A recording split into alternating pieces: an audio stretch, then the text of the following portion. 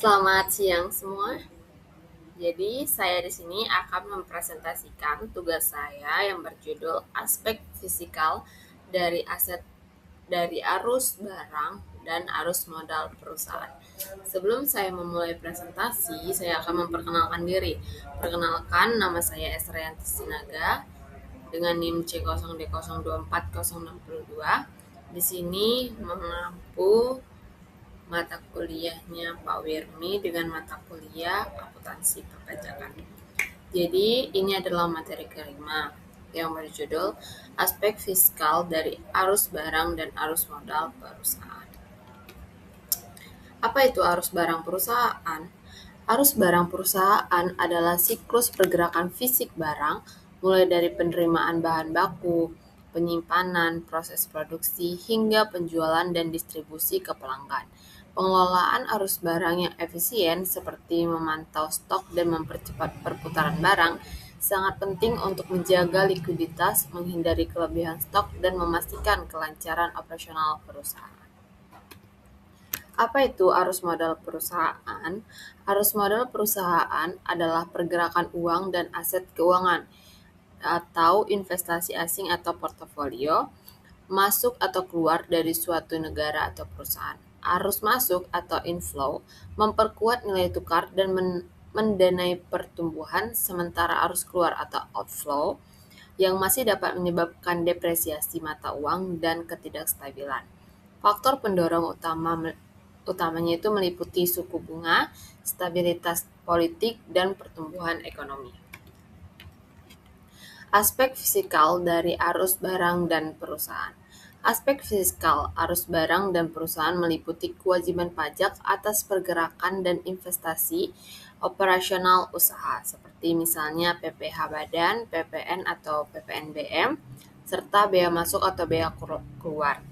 Hal ini melibatkan rekonsiliasi laporan keuangan komersial ke fiskal, pengelolaan faktur pajak, dan pemenuhan aturan perpajakan terbaru. Pajak arus masuk meliputi PPN atas pembelian dan penjualan serta bea masuk atau keluar untuk arus barang internasional yang mempengaruhi arus kas perusahaan. Sedangkan pajak perusahaan meliputi pajak penghasilan, badan atas laba bersih serta pemotongan atau pemungutan pajak PPh 21, 23, dan 26 atas aktivitas perusahaan. Yang ketiga itu adalah koreksi fiskal. Penyesuaian antara laporan keuangan komersial dan peraturan perpajakan atau rekening fiskal untuk menentukan laba kena pajak. Selanjutnya itu adalah aspek fiskal dari arus modal perusahaan. Aspek fiskal arus modal dan perusahaan meliputi pengenaan pajak atas aliran investasi atau FDI atau FPI dan dividen, serta perlakuan pajak terhadap struktur modal atau utang atau ekuitas. Kebijakan ini mempengaruhi keputusan investasi arus kas dan beban pajak perusahaan meliputi peraturan perpajakan. Aspek ini juga krusial dalam mengatur neraca pembayaran. Pertama itu adalah pajak atas investasi asing atau FDI atau FPI, pengenaan pajak pada aliran modal masuk dan keluar termasuk investasi langsung dan portofolio. Yang kedua yaitu perlakuan pajak atas pembayaran. Perbedaan perlakuan pajak atas modal utang atau biaya bunga dapat dikurangkan dan modal ekuitas atau dividen dari laba setelah pajak. Yang ketiga, dividen dan capital gain. Aspek fiskal pada penerimaan dividen dan keuntungan dari penjualan aset atau usaha saham perusahaan. Yang keempat itu struktur pajak perusahaan. Pajak penghasilan badan yang mempengaruhi arus kas masuk dan keluar serta keputusan investasi. Dan yang terakhir itu dampak kebijakan fiskal. Kebijakan pemerintah yang mendorong investasi melalui insentif pajak sekaligus menjaga stabilitas ekonomi. Selanjutnya yaitu PPh 22 atas penjualan kepada bendahara pemerintah.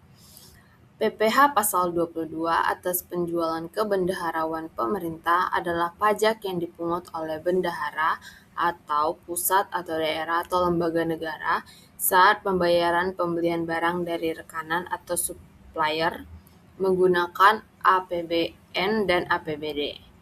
Tarifnya itu sebesar 1,5% dari harga beli yang tidak termasuk PPN. Rekanan wajib memiliki NPWP agar tidak dikenakan tarif 100% lebih tinggi. Contoh soal perhitungan. Instansi pemerintah membeli komputer dengan total tagihan 11 juta dan itu sudah termasuk PPN. DPP dasar pengenaan pajaknya 100/110 dikali 11 juta sama dengan 10 juta. PPN tidak dihitung. Karena kan tadi sudah dijelaskan bahwa akan dikenakan tarif 1,5% tapi tidak termasuk PPN. Makanya kita harus menghitung berapa dia jika tidak dikenakan PPN. Setelah dihitung, maka ditentukan sebesar 10 juta. PPh pasal 22 terutang itu kita kalikan tarif dikali harga tidak termasuk PPN. 1,5% dikali 10 juta sama dengan 150.000. Jadi PPh yang mau dibayar itu sebesar 150.000. Selanjutnya, PPh pasal 22 atas transaksi industri tertentu dan penjualan BBM, gas, dan pelumas. Pemungutan PPh pasal 22 atau withholding tax atas penjualan BBM, BBG, dan pelumas oleh produsen atau importir. Hal tersebut sesuai dengan ketentuan pasal 3 ayat 1 Peraturan Menteri Keuangan Nomor 51 Tahun 2025 atau PMK 51/2025. Sifat pemungutan PPh pasal 22 atas penjualan bahan bakar dapat bersifat final dan tidak final. Jika penjualan bahan bakar dilakukan kepada penyalur atau agen, PPh pasal 22 yang dipungut bersifat final. Apabila dilakukan kepada selain penyalur atau agen, PPh pasal 22 yang dipungut atas penjualan bahan bakar bersifat tidak final. Khususnya untuk pelumas, baik kepada penyalur atau agen maupun pihak lainnya, pemungutan bersifat tidak final. Terdapat pengecualian atas pemungutan PPh pasal 22 penjualan BBM, BBG, dan pelumas. Pengecualian diatur pada pasal 4 PMK 51 tahun 2025. Pemungutan dikecualikan untuk pembayaran yang dilakukan oleh instansi pemerintah berkenan dengan pembelian barang BUMN serta beberapa bahan usaha di bidang tertentu yang dikecualikan dari pemungutan ini.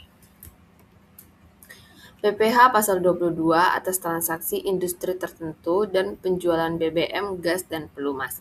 Yang pertama, tarif dan dasar pemungutan PPh pasal 22 penjualan BBM, BBG, dan pelumas.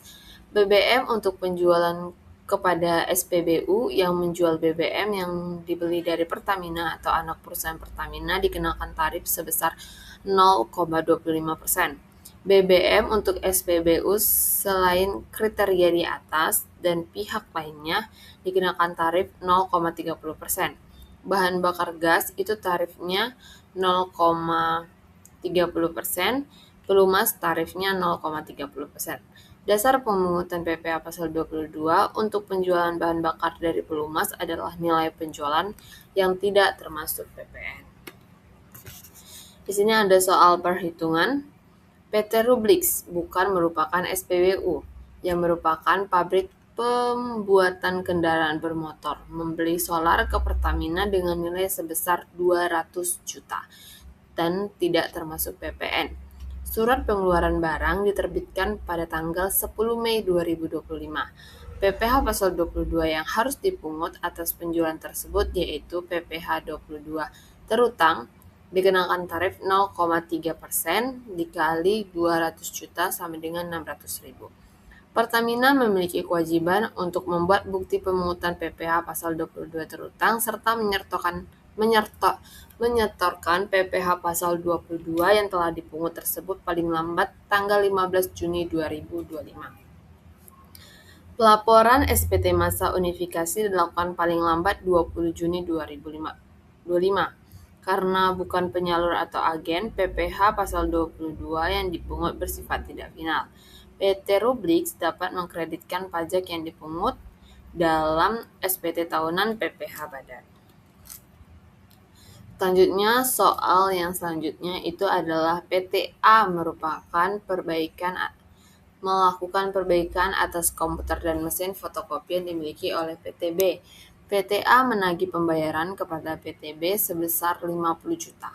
Jumlah tersebut termasuk pembelian spare part dan hardware sebesar 10 juta. Karena terdapat pembelian material, maka dasar pengenaan pajaknya itu 50 juta dikurang 100 juta, hasilnya 40 juta. PPh pasal 23 yang harus dipotong PTB adalah PPh pasal 23 terutang 2% dikali 40 juta, hasilnya 800 juta.